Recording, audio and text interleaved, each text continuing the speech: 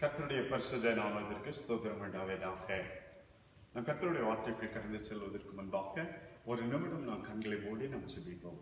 அன்பின் பரலோக பிதாவே, கர்த்தாவே, இந்த நல்ல அருமையான வேளைக்காக நாங்கள் உம்மை துதிக்கிறோம் ஆண்டவரே. ஆண்டவரே, உம்முடைய சமூகத்திற்குள்ளாக எங்களை பொருடமாக தாழ்த்தி அர்ப்பணிக்கிறோம் ஆண்டவரே. நீர் மகிமைப்பட வேண்டும் என்று சொல்லி கர்த்தருடைய ஆவியானவர் உம்முடைய பிள்ளைகள் எங்களோடு கூட நீர் பேச வேண்டும் என்று சொல்லி ஆண்டவரே, உம்முடைய வார்த்தை கொண்டு உம்முடைய பிள்ளைகள் எங்கள் நடுவிலே நீர் வெளிப்பட வேண்டும் என்று சொல்லி ஜெபிக்கிறேன் இயேசுவின் நாமத்தினாலே. ஆண்டவர், உம்முடைய வார்த்தை வெளிப்படுவதாக தகப்பனே, உம்முடைய வார்த்தை இறங்கி வருவதாக இயேசுவின் நாமத்தினாலே. இன்றைக்கு உம்முடைய வார்த்தையை கொண்டு கர்த்தாவே, உம்முடைய பிள்ளைகள் எங்களோடு கூட நீர் பேச வேண்டும் என்று சொல்லி ஒவ்வொரு பிள்ளைகளுக்கும் தேவையான வார்த்தையாக இந்த வார்த்தை காணப்பட வேண்டும் என்று சொல்லி ஜெபிக்கிறேன் இயேசுவின் நாமத்தினாலே. ஆண்டவர் ஆசீர்வதிப்பீராக. கர்த்தராகிய தேவனுடைய பிள்ளைகளை ஆசீர்வதிப்பீராக. கர்த்தராகிய தேவனுடைய வார்த்தை இன்றைக்கு இயேசுவின் நாமத்தில் வெளிப்படும்படியாக, உம்முடைய வல்லமையுள்ள வார்த்தை வெளிப்படும்படியாக, உம்முடைய ஜீவ வார்த்தை வெளிப்படும்படியாக ஒவ்வொரு பிள்ளைகளும் இந்த வார்த்தையினாலே ஆசீர்வதிக்கப்படுவார்களாக, ஆசீர்வதிக்கப்படுவார்களாக. கிருபையுள்ள தேவனுடைய கரத்திற்குள்ளாக எங்களை தாழ்த்துகிறோம் ஆண்டவரே. நீர் மகிமைப்படும்படியாய், உம்முடைய நாம மகிமைப்படும்படியாய், தேவ பிரசன்னம் இறங்கி உம்முடைய பிள்ளைகளை ஆசீர்வதிக்கும்படியாய் வேளைகளை கடந்து செல்வீராக. உம்முடைய பிள்ளைகள் இருக்கிற இடங்களில் உம்முடைய பிரசன்னம் கடந்து செல்வதாக, ஆசீர்வதிப்பதாக இயேசுவின் நாமத்தில் பிதாவே, ஆமென். கர்த்தருடைய பரிசுத்த நாமத்திற்கு ஸ்தோத்திரம் உண்டாவதாக. 91ஆம் சங்கீதம் 1வது வசனம். உன்னதமானவரின் மறைவில் இருக்கிறவன் சர்வ வல்லவருடைய நிழலிலே தங்குவான். உன்னதமானவர், அந்த உன்னதமானவருடைய மறைவுக்குள் இருக்கிறவர்கள் சர்வ வல்லமையுள்ள தேவன் அவருடைய நிழலிலே தங்குவார்கள் என்று சொல்லி ஆண்டவருடைய வார்த்தை சொல்லுகிறது. பிரியமானவர்களே, இந்த சங்கீதத்தை பெரும்பாலும் மோசே எழுதியிருக்க வேண்டும் என்று சொல்லி சொல்லுகிறார்கள். 90வது சங்கீதம் மோசையினால் எழுதப்பட்ட ஒரு ஜெபம் என்பதாக, சங்கீதம் என்பதாக வேதம் சொல்லுகிறது. அதை தொடர்ந்து இந்த 91ஆம் சங்கீதமும் மோசையினால் எழுதப்பட்ட ஒரு சங்கீதமாக கருதப்படுகிறது. சாதாரணமாக இது இவர் எழுதப்பட்ட நேரமானது ஆண்டவருக்கு என்று சொல்லி ஒரு ஆச்சரிப்பு கூடாரத்தை கட்டி முடித்த பின்பு அந்த வேளையிலே எழுதின ஒரு சங்கீதமாக இந்த சங்கீதம் காணப்படுகிறது. இதிலே ஆரம்பத்திலே ஜெபம் காணப்படுகிறது. மாத்திரமல்ல, அவர் தன் கடவுள் மேல வைத்திருக்கிற அந்த நம்பிக்கை குறித்து அவர் சொல்லுகிற வசனங்கள் அங்கே சொல்லப்பட்டிருக்கிறது. கடைசியாக இறைவன் அவர்கள் ஜெபத்திற்கு அங்கே பதில் கொடுக்கிற விதங்களையும் நாம் இந்த வேத பகுதியிலே பார்க்கிறோம். பிரியமானவர்களே, அதாவது மோசேயுடைய வாழ்க்கையிலே ஆண்டவருக்கு என்று சொல்லி ஒரு முக்கியமான ஒரு ஆசரிப்பு கூடாரத்தை அவர் உண்டாக்கினார் என்பதாக வேதம் சொல்லுகிறது. முக்கியமாக வேதத்தில் மோசேயை போலவே இன்னொருவர், அதாவது ஆண்டவருக்கு என்று சொல்லி ஆலயத்தை கட்டின ஒரு மனிதனாக அங்கே நாம் சாலமோனை பார்க்கிறோம். சாலமோனும் தேவனுக்கு என்று சொல்லி ஒரு ஆலயத்தை கட்டி முடித்த பின்பு 2 நாளாகமத்தின் புஸ்தகம் 6ஆம் அதிகாரம் 1 முதல் 12 வசனங்களை படிப்பீர்களே ஆனால் ஒரு நீண்ட ஜெபத்தை அவன் தேவனுக்கு முன்பாக ஏறெடுத்ததை நீங்கள் அங்கே வேதத்திலே பார்க்க முடியும். 2 நபர்களும் தான் ஆண்டவருக்கு என்று சொல்லி ஒரு ஆச்சரிப்பு கூடாரத்தை, ஒரு ஆலயத்தை கட்டினவர்களாக காணப்படுகிறார்கள். ஒருவேளை அதற்கு பிந்தின நாட்களிலே நீங்கள் ஒருவேளை செருபாபேலை பார்க்கலாம், இன்னும் பிரஜாதி மன்னன் ஏரோதை பார்க்கலாம். இவர்கள் எல்லாம் ஆலயத்தை கட்டி மீண்டும் திரும்ப கட்டி எழுப்பினவர்கள், இல்லை என்று சொன்னால் ஆலயத்தை புதுப்பித்தவர்களாக காணப்படுகிறவர்கள். ஆனால் ஆண்டவருக்கு என்று சொல்லி முதலாவது ஒரு ஆச்சரிப்பை கூடாரத்தை உண்டாக்கினவர் மோசே என்பதாக வேதம் சொல்லுகிறது. முதலாவது ஆண்டவருக்கு என்று சொல்லி ஒரு பெரிய பிரம்மாண்டமான ஆலயத்தை கட்டினவர் சாலமோன் என்பதாக நாம் வேதத்திலே அறிந்து வைத்திருக்கிறோம். இந்த 2 பேருமே ஆலயத்தை கட்டி முடித்த பின்பு அவர்கள் தேவ சமூகத்திலே ஜெபித்த ஜெபம் வேதத்திலே காணப்படுகிறது. பிரியமானவர்களே, சங்கீதம் 91வது சங்கீதம் மோசே ஜெபித்த ஒரு ஜெபமாய் காணப்படுகிறது. 2 நாளாகமம் 6ஆம் அதிகாரம் அங்கே சாலமோன் ஜெபித்த ஒரு ஜெபத்தை குறித்து நாம் அங்கே வேத பகுதியிலே பார்க்கிறோம். 2 பேருமே ஆண்டவருக்கு என்று சொல்லி ஆச்சரிப்பு கூடாரத்தை, ஆலயத்தை கட்டி முடித்த பின்பு ஜெபித்த ஒரு ஜெபமாக இந்த ஜெபம் அங்கே பாவிக்கப்படுகிறது. இந்த 2 பேருடைய ஜெபத்திலும் உள்ள ஒரு ஒற்றுமை என்னவென்று சொன்னால், 2 பேருமே ஜெபிக்கும் பொழுது அவர்கள் ஒரு குறிப்பிட்ட காரியத்தை முக்கியப்படுத்தி அவர்கள் இங்கே ஜெபிக்கிறதை நம் வேதத்திலே பார்க்க முடியும். பிரியமானவர்களே, வாதை உன் கூடாரத்தை அணுகக்கூடாது என்பதாக. அதே போலவே அங்கே அவர் உன்னை வேடனுடைய கண்ணிக்கும் பாலாக்கும் கொள்ளை நோக்கும் தப்புவிக்க வேண்டும் என்பதாக அங்கே மோசேயுடைய ஜெபத்தில் வேடனுடைய கண்ணி, பாலாக்குகிற கொள்ளை நோய் என்பதாக அங்கே சொல்லப்பட்டிருக்கிற இந்த வார்த்தைகளை பார்க்கிறோம்.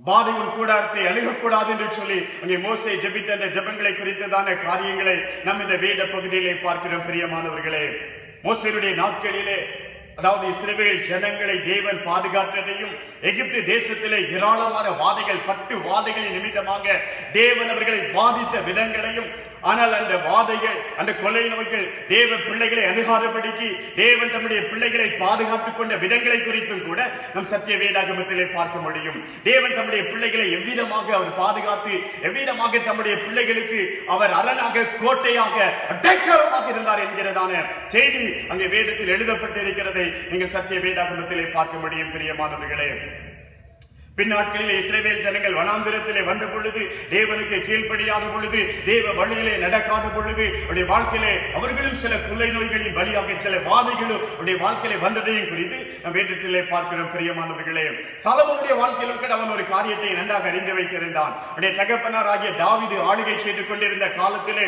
கொள்ளை நோய் வந்திருக்கிறது, வாதை வந்திருக்கிறது. இந்த வாதை நேரங்களிலே, கொள்ளை நோய் நேரங்களிலே இந்த வாதை எப்படி நீக்கப்பட்டது, கொள்ளை நோய் எப்படி நீக்கப்பட்டது என்பது குறித்து நீங்கள் வேதத்திலே அறிந்து வைத்திருக்க முடியும். ஆகவே சாலமோனும் கூட அதை நன்றாக அறிந்து வைத்திருப்பான். வாதை வரும் பொழுது, கொள்ளை நோய் வரும் பொழுது என்ன செய்ய வேண்டும் என்று சொல்லி. ஆகவே அவனுடைய ஜெபத்திலும் கூட அவன் அதிகமாக மீண்டும் மீண்டுமாக வலியுறுத்தி சொல்லுகிற ஒரு காரியம், அன்றே கொள்ளை நோய் வறுமையானால், வாதை வறுமையானால், பஞ்சம் வறுமையானால், தேசத்திலே மழை அடைக்கப்படுமேயானால், நாங்கள் அந்நியர் கையிலே பிடித்து கொடுக்கப்படுவோமேயானால், அது போன்ற சூழ்நிலையிலே நாளையத்திலே நாங்கள் வந்து ஜெபம் பண்ணுவோமேயானால், ஆண்டவரே நீர் எங்கள் ஜெபத்தை கேட்க வேண்டும், ஆண்டவரே நீர் எங்கள் விண்ணப்பத்துக்கு பதில் கொடுக்க வேண்டும் என்பது போல அவருடைய ஜெபமும் அங்கே அடங்கி இருக்கிறதை வேதத்திலே பார்க்கிறோம். பிரியமானவர்களே, வாதைக்காக, கொள்ளை நோக்காக அவர்கள் ஜெபித்த ஜெபத்தை குறித்து அங்கே வேதத்திலே நாம் பார்க்கிறோம்.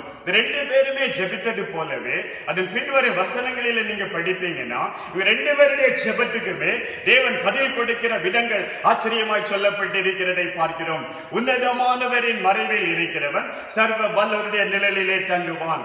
இது அந்த சங்கீதத்தினுடைய தலைப்பு போல நாம் அதை எடுத்துக் கொள்ளலாம். அடுத்தபடியாக அங்கே மோசே தன்னுடைய அனுபவத்தை அவர் சொல்லுகிறார். பாருங்க என்ன சொல்லுகிறார், நான் கர்த்தரை நோக்கி, நீர் என் அடைக்கலம், நீர் என் கோட்டை, ஆண்டவரே நீர் என் தேவன், நான் நம்பி இருக்கிறவர் என்று சொல்லி நான் அவரை பார்த்து சொல்லுவேன். அவர் தன்னுடைய அனுபவமாக இந்த காரியத்தை சொல்லிவிட்டு 3வது வசனத்திலே சொல்லும் பொழுது, அவர் உன்னை வேடனுடைய கண்ணிக்கும் பாலாக்கும் கொள்ளை நோக்கும் அவர் தப்பு வைப்பார், அவர் உன்னை தமது சிறகுகளாலே மூடுவார், அவருடைய செட்டைகளின் கீழே நீ அடைக்கலம் புகுவாய், அவருடைய சத்தியம் உனக்கு பரிசையும் கேடகமாகும் என்று சொல்லி சொல்லுகிறதை பார்க்கிறோம். இரவிலே உண்டாகிற பயங்கரமானாலும், பகலிலே பறக்கிற அது அம்பானாலும், இருளிலே நடமாடுகிறதான எந்த கொள்ளை நோயானாலும், மத்தியானத்திலே பாலாக்குகிறதான எந்த விதமான சங்காரமானாலும் அதற்கு நீங்கள் பயப்படாதிருப்பீர்கள் என்று சொல்லி அங்கே அவன் தொடர்ந்து மக்களோடு கூட பேசுகிற காரியத்தை குறித்து பார்க்கிறோம். உன் பக்கத்தில் 1000 பேர் விழலாம். அவர்கள் எகிப்தில் இருந்தபோது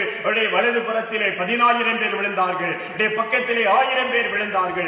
ஆனாலும் அவன் சொல்லுகிறான், அது உன்னை அணுகாது என்பதாக சொல்லுகிறதை பார்க்கிறோம். நீ உன் கண்களால் மாத்திரம் பார்த்து நீ துன்மார்க்கருக்கு வரும் பலனை காண்பாய். எனக்கு அடைக்கலமாய் இருக்கிற கர்த்தரை நீ உனக்கு தாபரமாக கொண்டிருக்கிறாய், ஆகையால் பொல்லாப்பு உனக்கு நேரிடாது, வாதை உன் கூடாரத்தை அணுகாது என்று சொல்லி சொல்லுகிறதை பார்க்கிறோம். வாதை எப்பொழுது உன் கூடாரத்தை அணுகாது, எனக்கு தாபரமாக கொண்டிருக்கிற கர்த்தரை நீ உனக்கு தாபரமாக, நான் அடைக்கலமாய் கொண்டிருக்கிறவரை நீ உனக்கு தாபரமாக கொண்டிருக்கிறபடியினால் வாதை உன் கூடாரத்தை அணுகாது என்று சொல்லி சொல்லுகிறதை பார்க்கிறோம். பொல்லாப்பு நேரிடாது என்பதாக அங்கே சொல்லுகிறது நாம் வேதத்திலே பார்க்கிறோம். பிரியமானவர்களே, உன் வழிகள் எல்லாம் உன்னை காக்கும்படிக்கு உனக்காக என் தேவன் தம்முடைய தூதர்களுக்கு கட்டளையிடுவார். உன் பாதம் கல்லில் இழாதபடிக்கு அவர்களை தங்கள் கைகளிலே ஏந்திக் கொண்டு போவார்கள். நீ சிங்கத்தின் மேலும் நீ பால சிங்கத்தின் மேலும் நீ நடந்து சிங்கத்தையும் பால சிங்கத்தையும் நீ மிதித்து போடுவாய், வலு சர்ப்பத்தை நீ மிதித்து போடுவாய் என்பதாய் அங்கே ஆண்டவருடைய வார்த்தை சொல்லுகிறதை பார்க்கிறோம்.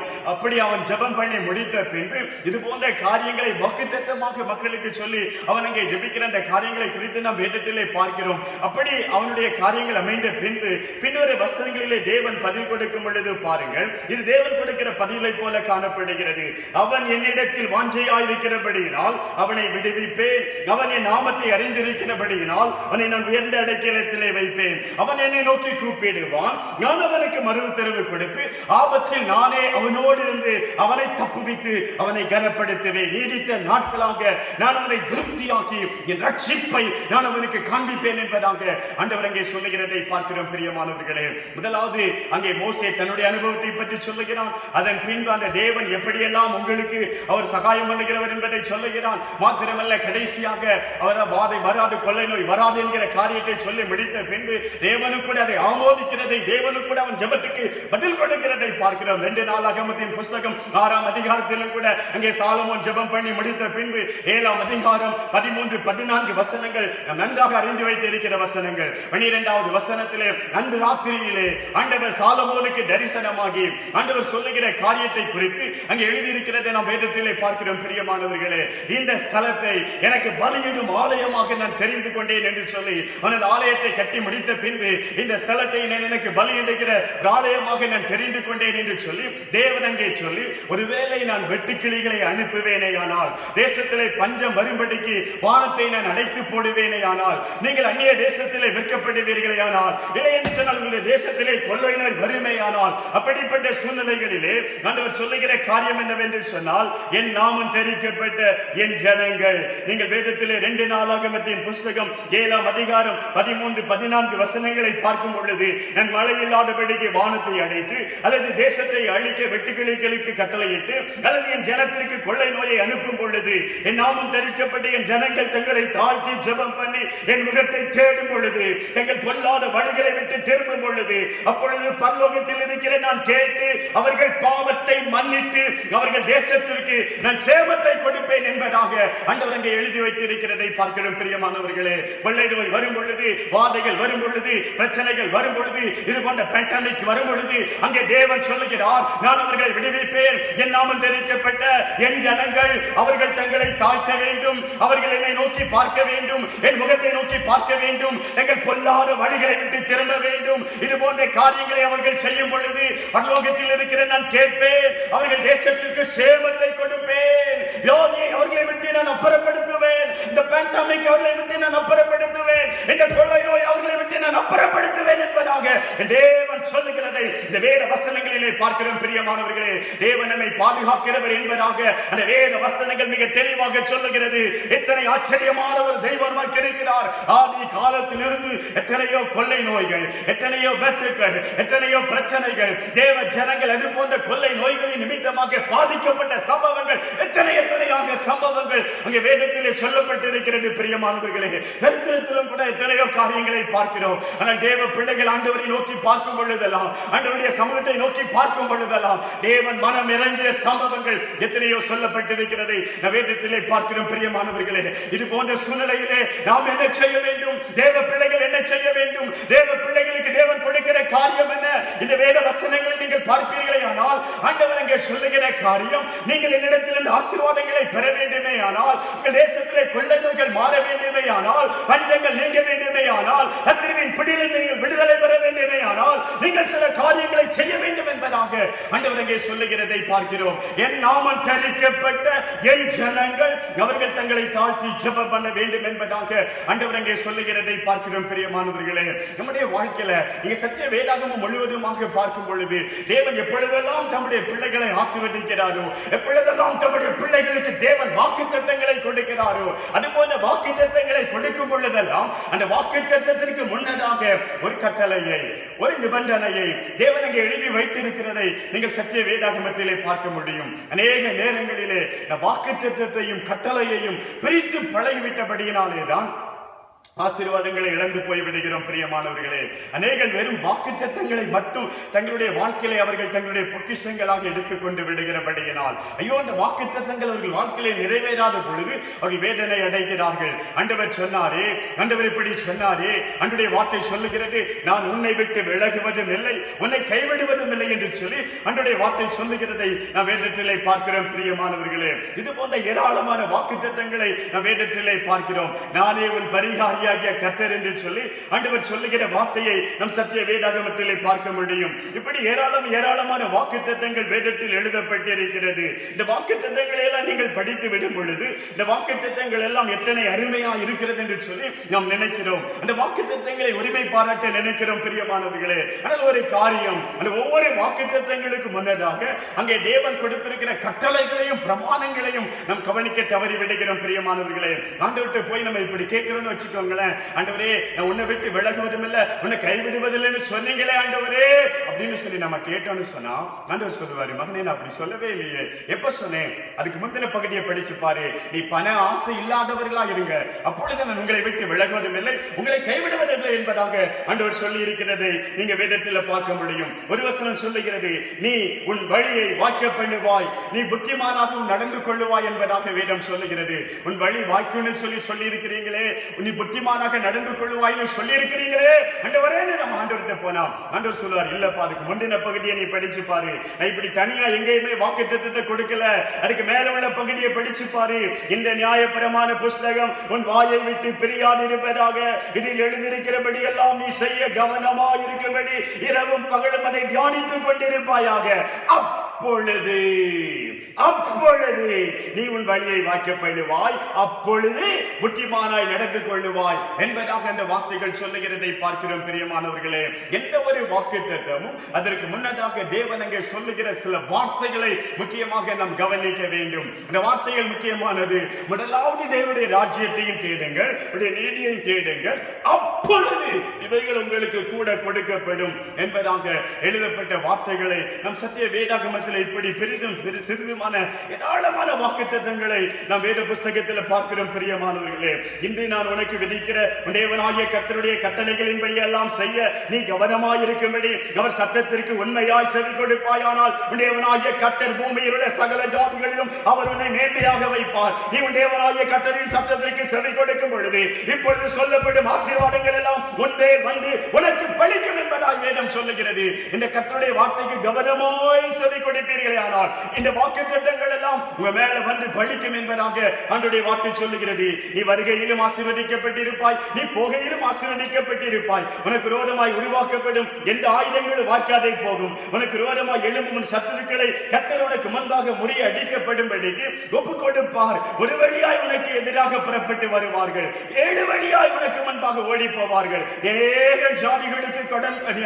ஜாதிகளுக்கு கடன் கொடுப்பாய், நீ கடன் வாங்குவதில்லை. இப்படி ஆச்சரியமான வாக்குத்தத்தங்கள். ஆனால் இதுக்கு முன்னாடி சொல்லப்பட்ட காரியம் தேவனாகிய கர்த்தரின் சத்தத்திற்கு செவி கொடுக்கும் பொழுது இப்பொழுது சொல்லப்படுகிற அந்த வாக்குத்தத்தங்கள் எல்லாம் உன்மேல் வந்து உனக்கு பலிக்கும் என்பதாய் ஆண்டவருடைய வார்த்தை சொல்லுகிறதை பார்க்கிறோம் பிரியமானவர்களே. தேவனுடைய வாக்குத்தத்தங்கள் தேவனுடைய கட்டளைகளோடு கூட சேர்த்து எழுதப்பட்டிருக்கிறது. அதை நாம் படிக்கும் பொழுது நம்முடைய வாழ்க்கையில் அவைகள் நிறைவேறுகிறதை பார்க்கிறோம்.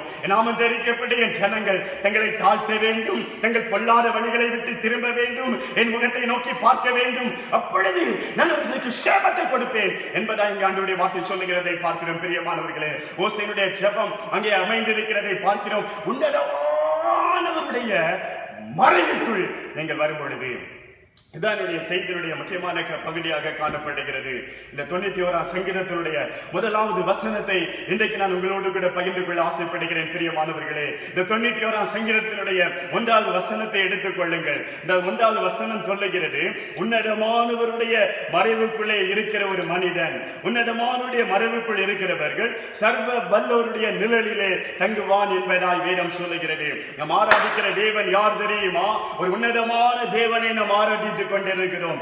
இந்த ஒரு அனுபவம், இந்த ஒரு அறிவு ஒவ்வொரு தேவ பிள்ளைகள் வாழ்க்கையிலும் உண்டாக வேண்டும் பிரியமானவர்களே. நீங்கள் ஆராதிக்கிற தேவன் யார்? அவர் உன்னதமான ஒரு தெய்வத்தை ஆராதித்துக் கொண்டிருக்கிறீர்கள். உன்னதமான ஒரு தேவன் என்கிற அந்த உணர்வு, ஒரு அறிவு நம்முடைய வாழ்க்கையில உண்டாக வேண்டும். இந்த ஒரு காரியம் நம்முடைய வாழ்க்கையில உண்டாயிருக்கிறது. நான் ஆராதிக்கிற தேவன் யார்? ஒரு உன்னதமான தேவன் என்பதை அங்கே மோசே அறிந்து வைத்திருக்கிறான். அவருடைய மறைவில் இருப்பதையானால் நம்முடைய வாழ்க்கையில சர்வ வல்லவருடைய நிழல் நமக்கு தஞ்சமாக காணப்படும் என்பதாக அவன் அங்கே சொல்லுகிறதை பார்க்கிறோம். அவனுடைய வாழ்க்கையிலே அந்த உன்னதமானுடைய மறைவிற்குள்ளே இருந்து பழக்கப்பட்டவன்.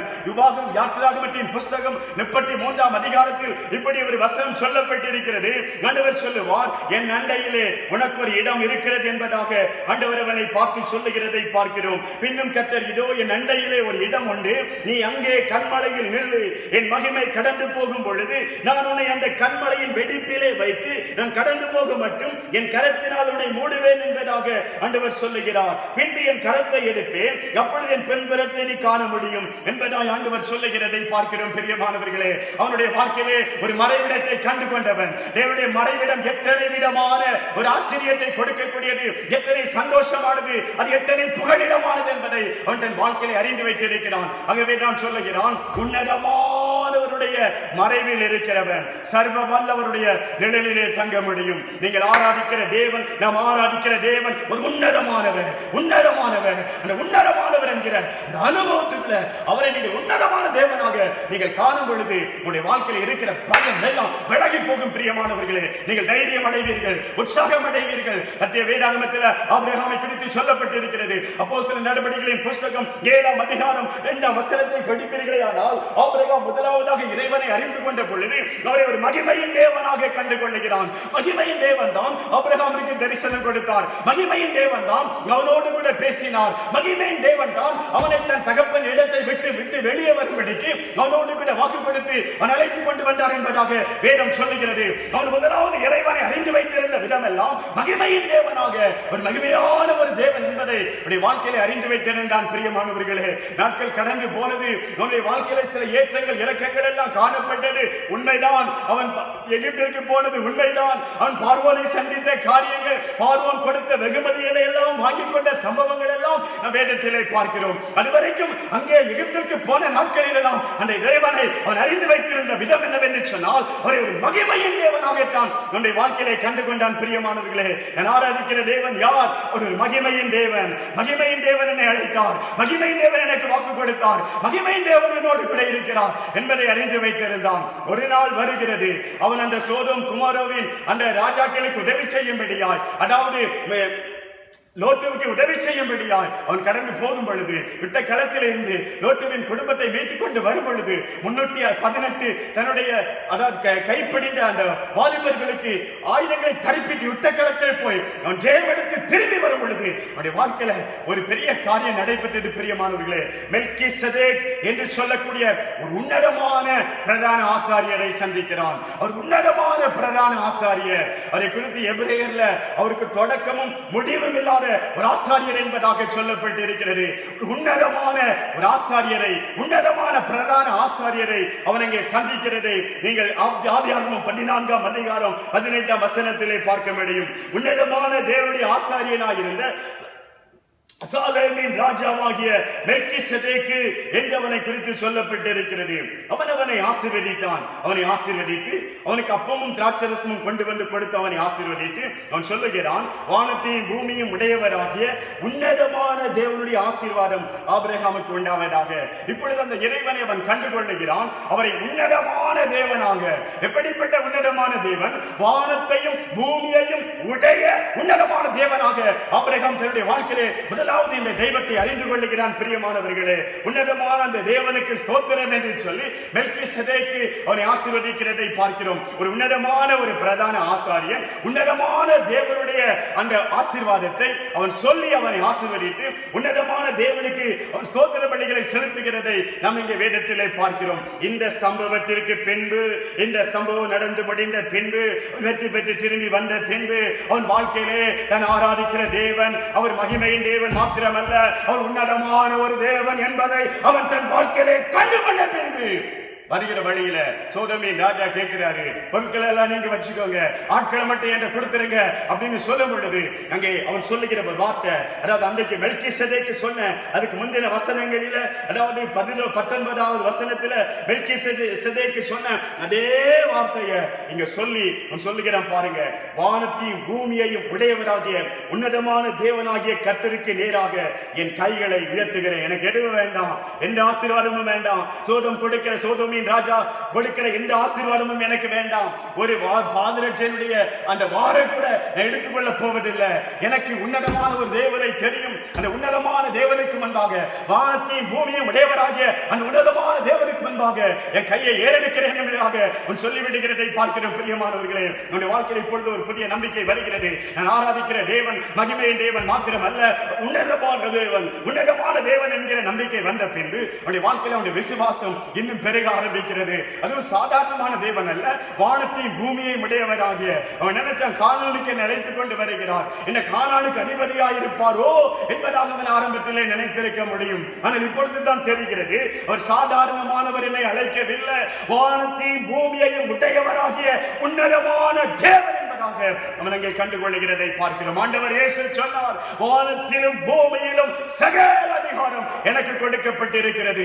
மரித்தேன், ஆனாலும் இதோ சதா காலங்களிலும் நான் உயிரோடு கூட இருக்கிறேன். மரணத்திற்கும் பாதாளத்திற்கும் உரிய திறவுகோலை உடையவனாய் இருக்கிறேன். வானத்திலும் பூமியிலும் சகல அதிகாரம் எனக்கு கொடுக்கப்பட்டிருக்கிறது என்று ஆண்டவர் இயேசு அங்கே சொல்லுகிறதை நம் சத்திய வேதாகமத்திலே பார்க்கிறோம். பிரியமானவர்களே, நாம் ஆராதிக்கிற தேவன் வானத்திலும் பூமியிலும் சகல அதிகாரம் படைத்தவர். இந்த ஒரு அறிவு நமக்குள்ள வரும் பொழுது உங்களுக்குள்ள காணப்படுகிற எல்லா பயம், எல்லா பயத்தின் ஆவிகள் எல்லாம் உங்களை விட்டு அப்புறப்படுத்தப்பட்டு போய்விடும். பிரியமானவர்களே, அவர் உன்னதமான தேவனாக அறிந்து கொள்ளுங்கள். அவர் உன்னதமான தேவனாக அறிந்து கொள்ளுங்கள். அது ஒருவேளை அது ஆபிரகாமாக இருந்தாலும், தேவனுடைய பிள்ளைகளாக இருந்தாலும், அவர்கள் பிரஜாதி ராஜாக்களாக இருந்தாலும், அந்த உன்னதமான தேவனை அறிந்து கொள்ளும் பொழுது அவர்களுக்குள்ளே ஒரு பய பக்தி வர ஆரம்பித்தது. வேதாகமத்தில் நீங்கள் தானியேலின் புஸ்தகத்திற்கு வருவீர்களே ஆனால், ஒரு மன்னன், அவன்தான் இஸ்ரவேல் ஜனங்களை சிறைப்பிடித்தவன், நேபுகாத்நேச்சார் என்று சொல்லக்கூடிய ஒரு மன்னனை குறித்து அங்கே சொல்லப்பட்டிருக்கிறது. இந்த மன்னனுடைய வாழ்க்கையில அவன் ஒரு காரியத்தை தெரிந்து கொள்ளுகிறான். பிரியமானவர்களே, என்னுடைய வாழ்க்கையில இறைவன் எப்படிப்பட்டவர், அந்த சர்வ வல்லமை உள்ள தேவன், அந்த ராஜாதி ராஜாவானவர் எப்படிப்பட்டவர் என்பதை அவன் ஒரு நாளிலே கண்டுகொள்கிற சம்பவத்தை நீங்கள் வேதத்திலே பார்க்க முடியும். அந்த தெய்வத்தை அவன் கண்டுகொண்ட பின்பு, அந்த சர்வ வல்லமை உள்ள தேவன் யார் என்பதை அவன் தன்னுடைய வாழ்க்கையிலே கண்டுகொண்ட பின்பு அவனுடைய பேச்சு ஸ்டைல் எல்லாமே வித்தியாசமாய் மாறுகிறதை நீங்கள் வேதத்திலே பார்க்க முடியும். பிரியமானவர்களே, 3 அடிமைகள், சாத்ராக், மேஷாக், ஆபேத்நேகோ என்று சொல்லக்கூடிய 3 அடிமைகள், இந்த 3 அடிமைகள் ராஜாவுக்கு முன்பாக நிறுத்தப்படுகிறார்கள். ராஜா என்ன வேண்டுமானாலும் செய்ய அதிகாரம் படைத்தவன். அவன் ஒரு பெரிய சக்கரவர்த்தியாய் காணப்படுகிறவன், சகல அதிகாரம் படைத்தவன். ஒருவரை அவன் நினைத்தால் கொலை செய்ய முடியும், ஒருவரை அவன் நினைத்தால் உயிரோடு வைக்க முடியும். அத்தனை அதிகாரம் படைத்த ஒரு ராஜாவாக அவன் வலம் வந்து கொண்டிருக்கிறவன். 3 வாலிபர்கள் அவன் நிறுத்தின சிலையை வணங்காதவர்களாய் காணப்படுகிறார்கள். நான் சொல்லுகிறான், இந்த சிலை 60 முழ சிலை, 90 அடி சிலை, அது தங்கத்தினால் அலங்கரிக்கப்பட்டிருக்கிறது. பல கோடியாக கொட்டப்பட்டு ஒரு பிரம்மாண்டமான சிலை நிறுத்தப்பட்டிருக்கிறது. இந்த 3 அடிமைகளும் நீங்கள் இதை ஆராதிக்க வேண்டும் என்பதாக சொல்லும் பொழுது அந்த 3 அடிமைகளும் அதை மறுக்கிறார்கள். அவனுக்கு கோபம் கொப்பளிக்கிறது. சூளை 7 மடங்கு அதிகரிக்கப்படுகிறது. அதன் வெப்பம் 7 மடங்கு அதிகரிக்கப்படுகிறது. இவர்கள் 3 பேர் அதிலே கொண்டு போடப்படுகிறார்கள். ஆனால் 3 பேருக்கு பதிலாக அங்கே 4 பேர் உலாவுகிறார்கள். இதை ராஜா பார்க்கிறான். அவன் ஆச்சரியப்படுகிறான். என்ன காரியம் சம்பவிக்கிறது? ஆச்சரியமான ஒரு காரியம் சம்பவிக்கிறது. நான் ஆராதிக்கிற தேவன் அங்கே நிறுத்தப்பட்டிருக்கிறார். 90 அடி சிலை நிறுத்தப்பட்டிருக்கிறது.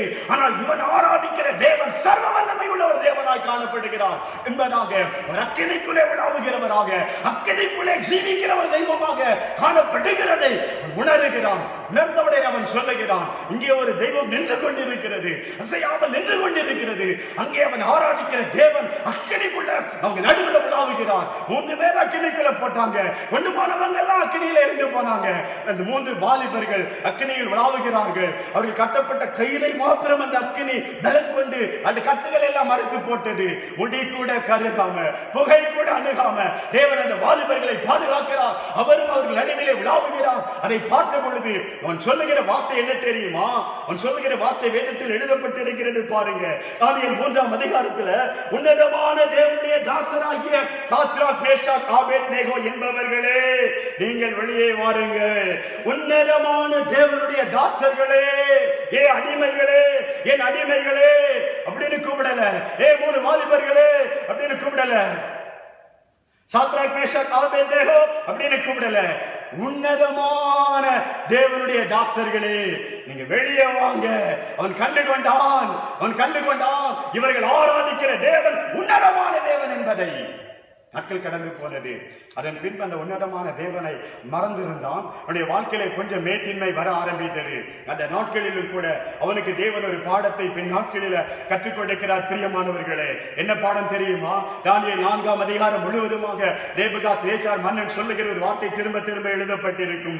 உன்னதமானவர் மனுஷனுடைய ராஜ்யத்தில் ஆளுகை செய்து நமக்கு சித்தமானவனுக்கு அதை கொடுத்து மனுஷரில் தாழ்ந்தவர்களையும் அதன் மேல் அதிகாரியாக்குகிறார் என்கிறதை நர ஜீவன்கள் எல்லாம் அறியும்படி என்பதாக அவன் அந்த காரியத்தை சொல்லுகிறதை பார்க்கிறோம். உன்னதமானவர், உன்னதமான தேவன் மனுஷனுடைய ராஜ்யத்திலே ஆளுகை செய்கிறார். மனுஷனுடைய ராஜ்யங்களை அவர் தான் ஆளுகை செய்கிறார். தமனுக்கு சித்தமானவனுக்கு அவர் அந்த ஆளுகையை கொடுக்கிறார். அவன் நினைச்சா யாருக்கு வேண்டுமானாலும் அவர் அந்த ஆளுகையை கொடுக்க முடியும். மாத்திரமல்ல, மனுஷரில் தாழ்ந்தவனையும் அவர் அதன் மேல அதிகாரியாக வைக்கிறார் என்கிற பாடத்தை அவன் பின் நாட்களிலே கண்டுகொள்ளும்படியான காரியங்கள் அவருடைய வாழ்க்கையில நடக்கிறது. நம்ம சத்திய வேதாகமத்தில் பார்க்கிறோம். பிரியமானவர்களே, உன்னதமான தேவன் மனுஷனுடைய ராஜ்யங்களை ஆளுகை செய்கிறவர் என்பதாக வேதத்தில் சொல்லப்பட்டிருக்கிற சம்பவத்தை நாம் பார்க்கிறோம். அதை தானியேல் ஒரு நாளிலே கண்டுகொள்ளுகிறான். நாம் ஆராதிக்கிற தேவன் யார் தெரியுமா?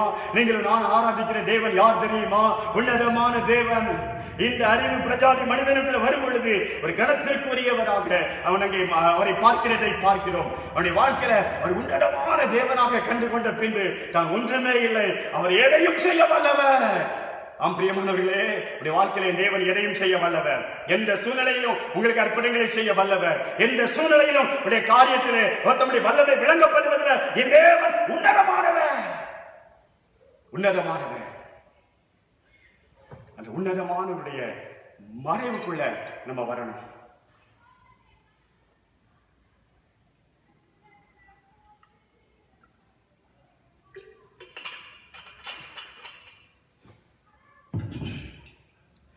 பிரியமானவர்களே, அந்த உன்னதமானவருடைய மறைவு, அந்த மறைவு இடத்துக்குள்ள நீங்க வரணும். தேவன் அந்த மறைவு இடத்துக்குள்ள நம்மை கொண்டு வருகிறார். ஒரு மறைவு இடத்துக்குள்ள கொண்டு வந்து தேவன் நமக்கு கற்றுக் கொடுக்கிறார்.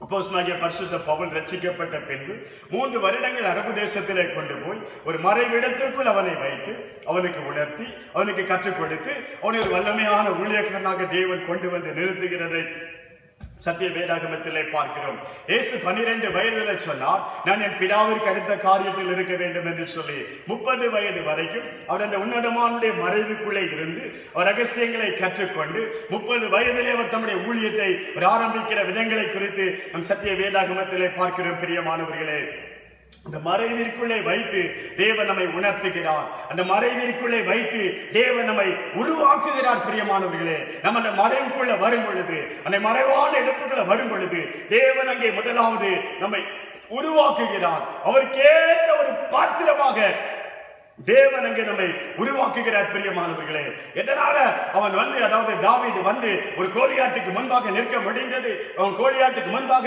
அந்த யுத்த களத்தில் போய் நான் இந்த கோலியாத்தை மேற்கொள்ள முடியும் என்று சொல்லி எப்படி அவனால சொல்ல முடிந்தது? வாழ்க்கையில அவன் பின், அதாவது மறைந்திருக்கிற பகுதி, அதாவது ஏற்கனவே தேவன் பயிற்று விட்ட ஒரு பகுதி. அவன் ஆடு மேய்க்கிற சிறுவனாக இருந்த பொழுது தேவன் அவனோடு கூட இருந்தார். தேவன் அவனை பயிற்று விட்டார். சிங்கத்தின் கைக்கு அவனை தப்புவித்தார். கரடியின் கைக்கு அவனை தப்புவித்தார். ஏற்கனவே சில காரியங்கள் மறைவான பகுதியிலே அவன் சில வெற்றிகளை பெறும்படிக்கு வாழ்க்கையிலே தேவன் செய்தார். பிரியமானவர்களே, யாரும் அவனை பார்க்கல. அவன் பெற்ற வெற்றிகளை யாரும் அவனுடைய வாழ்க்கையில கவனிக்கல. மறைவான சில வெற்றிகளை அவன் எடுக்கும்படி தேவன் செய்கிறார். மறைந்திருந்து உங்களுடைய வாழ்க்கையில தேவன் சில வெற்றிகளை எடுக்கும்படி செய்வார். உங்களை பரிசுத்தப்படுத்துவதற்காக, உங்களை வெளியே கொண்டு வருவதற்கு முன்பாக, உங்களை ஆசீர்வதிப்பதற்கு முன்பாக, உங்களுடைய வாழ்க்கையில உங்களை கொண்டு தேவன் பலத்த கிரியைகளை நடப்பிப்பதற்கு முன்பாக ஒரு மறைவான இடத்திலே வைத்து தேவன் உங்களுக்கு உணர்த்தி கொண்டிருப்பார். தேவன்களோடு கூட பேசிக் கொண்டிருப்பார். தேவன்களை உருவாக்கி கொண்டிருப்பார். மறைவிடத்திலே வைத்து தேவன் இந்த காரியத்தை செய்து கொண்டிருப்பார். பிரியமானவர்களே, புலி பதுங்குகிறது என்று சொன்னால் அது பாய போகிறது. தேவன் அதை பயன்படுத்த போகிறார். ஒரு மனிதன் மறைந்திருக்கிறான் என்று சொன்னால், தேவன் ஒருவனை மறைத்து வைத்துக் கொண்டிருக்கிறார் என்று சொன்னால், அவனை கொண்டு தேவன் பலத்த கிரியைகளை நடப்பிக்க போகிறார். அவனை கொண்டு தேவன் தம்முடைய வல்லமைகளை விளங்க பண்ண போகிறார். அதற்காக தான் தேவன் அந்த காரியத்தை செய்கிறார். எலியாவே, எதற்காக ஆண்டவர் உன்னை கேரி காட்டுங்கடையில ஒளிஞ்சிருக்க சொல்லுகிறாரு? எதற்காக ஆண்டவர் அந்த சாரிபாத் விதவின் வீட்டுல ஆண்டவர் மறைந்திருக்கும்படி சொல்லுகிறார்? நீ மறைந்திருக்கிற நாட்களில ஏதோ சில காரியங்களை கற்றுக்கொள்ளுகிறாய், உன்னை நீ பலப்படுத்திக் கொள்ளுகிறாய். உன் மூலமாக அங்கே தேசத்திற்கு ஒரு எழுப்புதல் வர வேண்டும் என்பதற்காக, உன் மூலமாக ஜனங்கள் ஆசீர்வதிக்கப்பட வேண்டும், தேசத்தின் வறுமை நீங்க வேண்டும், தேசத்தின் இந்த வறட்சி நீங்கி போக வேண்டும், ஆசீர்வாதம் உண்டாக வேண்டும், ஜனங்கள் தெய்வத்தை அறிந்து கொள்ள வேண்டும், கர்த்தரே தேவன் என்பதை ஜனங்கள் கண்டுகொள்ள வேண்டும். அதுக்காக தான் அவர் மறைத்துக் கொண்டிருக்கிறார். நீ மறைக்கப்பட மறைக்கப்பட மறைக்கப்பட மறைவில் இருந்து இருந்து இருந்து இருந்து தேவன் சொல்லுகிற அந்த காரியங்களிலே நீ பலப்பட வேண்டும். நாம் பலப்பட வேண்டும். நம்மை பலப்படுத்துவதற்காக தேவன் நம்முடைய வாழ்க்கையில இடைப்படுவார். பிரியமானவர்களை உணர்த்துவார். ஒருவேளை நீங்க தவறான பாதையில போகும் பொழுது தேவன் எச்சரித்துக் கொண்டிருப்பார். அது மறைவில் அந்த காரியங்கள் நடக்கும், அது வெளியே தெரியாது. அதில் நாம் உடனே திரும்பி விட வேண்டும். ஓசியாவின் புஸ்தகம் 5ஆம் அதிகாரம் நீ 12ஆம் வசனத்தை படிப்பீங்கன்னா, நான் எப்ராயிமுக்கு பொட்டரிப்பை போலவும் யூதாவின் வீட்டுக்கு உழுப்பை போலவும் இருப்பேன் என்பதாக அன்றைய வார்த்தை சொல்லுகிறது. பொட்டரிப்பு, உழுப்பு, இந்த வார்த்தை மரத்துக்கு உள்ள நடைபெறுகிற காரியம். உள்ள அது கிரியேட் செய்யும். உள்ளாண்டவர் செயல்படுவார். உள்ள கலக்கத்தை உண்டாக்குவார், உள்ள பயத்தை உண்டாக்குவார், உள்ள அவிசுவாசம், உள்ளுக்குள்ள நடுக்கம் காணப்படும். மனம் திரும்பு, ரட்சிக்கப்படு, வாழ்க்கை ஆண்டவருக்கு ஒப்புக்கொடு. மறைவாய் தேவன் கிரியேட் செய்கிற ஒரு வேலை, மறைவாய் தேவன் செயல்படுகிற ஒரு வேலை அந்த உன்னதமான தேவனிடத்தில் வரும் பொழுது நம்மை தேவன் உருவாக்கி கொண்டிருப்பார். இந்த தேவன் நம்மை வணைந்து கொண்டிருப்பார். இந்த தேவன் நம்முடைய வாழ்க்கையை சரிப்படுத்தி கொண்டிருப்பார். அதுல நம்ம கீழ்ப்படியும் பொழுது அங்க உள்ள தேவன் நம்மை அவர் சரிப்படுத்தி ஒரு நல்ல மரமாக, நல்ல ஒரு கனி கொடுக்கிற ஒரு மனிதனாக நம்மை மாற்றி விடுவார். பிரியமானவர்களே, ஆனா அவன் அதை கீழ்ப்படியல. 12ஆம் வசனம், அவன் ஆண்டவரை நோக்கி பார்க்கல, இன்னும் அவன் அசிரியனையே நோக்கி பார்த்து கொண்டிருக்கிறான். அப்ப ஆண்டவர் 14 சொல்லுகிறாரு, நான் எப்ராயிமுக்கு சிங்கத்தை போலவும் யூதாவின் வம்சத்துக்கு நான் பால சிங்கத்தை போல மாறி போயிடுவேன் அப்படின்னு ஆண்டவர் சொல்லுகிறதை பார்க்கிறோம். மறைவுல தேவன் உணர்த்தும் பொழுது, அருமையான சகோதரனே சகோதரியே, தேவன் மறைவிடங்களிலே வைத்து உங்களுக்கு உணர்த்தி கொண்டிருக்கும் பொழுது அதற்கு நாம் கீழ்ப்படியாத பட்சத்துல, அந்த வார்த்தைக்கு நாம் செவி கொடுக்காத பட்சத்துல தேவன் சிங்கமாக, தேவன் பால சிங்கமாக வெளிப்படுகிறவர் என்பதாக வேதம் சொல்லுகிறது. எதற்காக தேவன் நம்மை மறைக்கிறார்? நம்முடைய வாழ்க்கையை கற்றுக்கொண்டிருப்பதற்காக, அவருடைய வழியிலே நடக்கிற பாடங்களை கற்றுக்கொண்டிருப்பதற்காக. அதிலே வைத்து தேவன் நம்மை மறைத்து நம்மோடு கூட இடைப்படுவார், மறைத்து நம்மோடு கூட அவர் பேசுவார், மறைத்து தேவன் சில காரியங்களை அவர் நம்ம கற்றுக் கொடுப்பார். அபிரகாமே, உன்னை தேவன் மறைத்து வைத்தார். எதுக்கு ஒண்ணு மறைச்சு வச்சாரு? 85 வயது 86 வயதுல நீ வாழ்க்கையில நீ செய்த தவறு நிமித்தமாக எகிப்து தேசத்தின் ஆகாருக்கு, அதாவது ஆகாரங்களுடைய மனைவியரை எடுத்துக்கொண்டது நிமித்தமாக உன்னுடைய வாழ்க்கையில தேவன் உன்னை மறைத்து வைத்தார். 13 வருடங்கள் தேவனை அவனை மறைத்து வைத்தார். தேவன் அவனுக்கு உணர்த்தி கொண்டு வந்தார். தேவன் அவனோடு இடைப்பட்டு கொண்டு வந்தார். இந்த குற்றத்தை தேவன் உணரும்படி செய்தார். அதன் பின்பு ஆதியாகமத்தின் புஸ்தகம் 17ஆம் அதிகாரத்துக்குள்ள நீங்க வருவீங்கன்னா, இந்த 17ஆம் அதிகாரத்துல அங்க வசனம் சொல்லப்பட்டிருக்கிறது. ஆண்டவர் ஆபிரகாமை பார்த்து சொல்லுகிறார், ஆபிரகாம், நான் சர்வ வல்லமையுள்ள தேவன், நான் சர்வ வல்லமையுள்ள தேவன், நீ எனக்கு முன்பாக நடந்து கொண்டு உத்தமனாக இரு. 17ஆம் அதிகாரம் ஆதியாகமத்தின் புஸ்தகம் 1ஆம் வசனம் சொல்லுகிறது, ஆபிரகாம் 99 வயதான பொழுது கர்த்தர் ஆபிரகாமுக்கு தரிசனமாகி, நான் சர்வ வல்லமையுள்ள தேவன், நீ எனக்கு முன்பாக நடந்து கொண்டு உத்தமனாக இரு. எனக்கு முன்பாக நீ உத்தமனா இருக்கணும். உத்தமத்துல குறைஞ்சிட்ட, உத்தமத்துல குறைஞ்சிட்ட, உன்னோடு உணர்த்தி கொண்டு வந்தார். 13 ஆண்டுகள் உன்னோடு கூட உணர்த்தி கொண்டு வந்தார். ஆபிரகாமோடு தேவன் உணர்த்தி கொண்டு வருகிறார். இப்ப சொல்லுகிறார், சர்வ வல்லமையுள்ள தேவனாக அவனுக்கு வெளிப்படுத்துகிறார். அந்த உன்னதமானவருடைய மறைக்குள்ள வந்துட்டீங்கன்னா நீங்க ஆண்டவரை சர்வ வல்லமையுள்ள ஒரு தேவனாக பார்ப்பீங்க. பிரியமானவர்களே, இப்ப ஆண்டவர் ஆபிரகாமுக்கு சர்வ வல்லவராக தன்னை வெளிப்படுத்துகிறார். நீங்க ஆராதிக்கிற தேவன் யார் தெரியுமா? இந்த உன்னதமானவருடைய மறைவுக்குள்ள வந்துட்டீங்கன்னா இஸ்ரவேலின் தேவனுடைய சட்டைக்கு கீழே நீங்க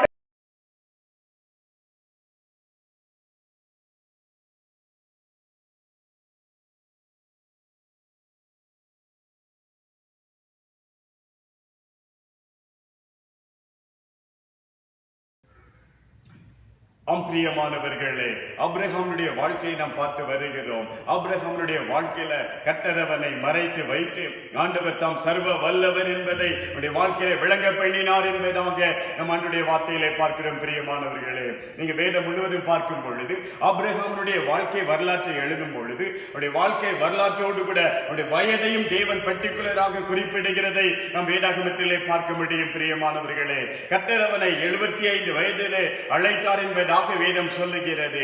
அவனோடு கூட தேவன் இடைப்பட்டு வருகிறார். அவன் 85 வயதிலே அவனுடைய பாதை வேறு பக்கமாக திரும்புகிறது என்பதாக வேதத்திலே பார்க்கிறோம். 86வது வயதிலே இதை நிமித்தமா இஸ்மவேல் என்கிறதான ஒரு குழந்தையை அவன் பெற்றெடுப்பதாக நாம் வேதத்திலே பார்க்கிறோம். பிரியமானவர்களே, அவனுடைய வாழ்க்கையில் அதற்கு பின்பு பார்ப்பீர்களே ஆனால் அதன் பின்பு 14 வருடங்கள் தேவனுடைய வாழ்க்கையில இடைபெடாமல் இருந்து விடுகிறார். அந்த நாட்களிலே தேவனுடைய மனசாட்சியோடு கூட போராடுகிறார். அவன் செய்த தவறு அவனுடைய வாழ்க்கையிலே அது நிமித்தமாய் அவன் புலம்பும்படியான ஒரு சூழ்நிலை, அதன் நிமித்தமாய் வருந்தும்படியான ஒரு சூழ்நிலைகளே அவனுடைய வாழ்க்கை அங்கே வந்து விடுகிறது. பிரியமானவர்களே, 14 வருடங்கள் அதை நினைக்கும்படியாய் அவன் தேவ பிரசன்னத்தை 14 ஆண்டுகள் இழந்து விடும்படியான ஒரு சூழ்நிலை அங்கே வந்து விடுகிறதை பார்க்கிறோம். அவன் ஒன்றை பெற்றுக்கொண்டான், இஸ்மவேலை பெற்றுக்கொண்டான், உலக பிரகாரமான ஒன்றை பெற்றுக்கொண்டான், தன்னுடைய முயற்சினாலே ஒன்றை பெற்றுக்கொண்டான். ஆனால் அவன் தேவ பிரசன்னத்தை இழந்து விட்டான், தேவ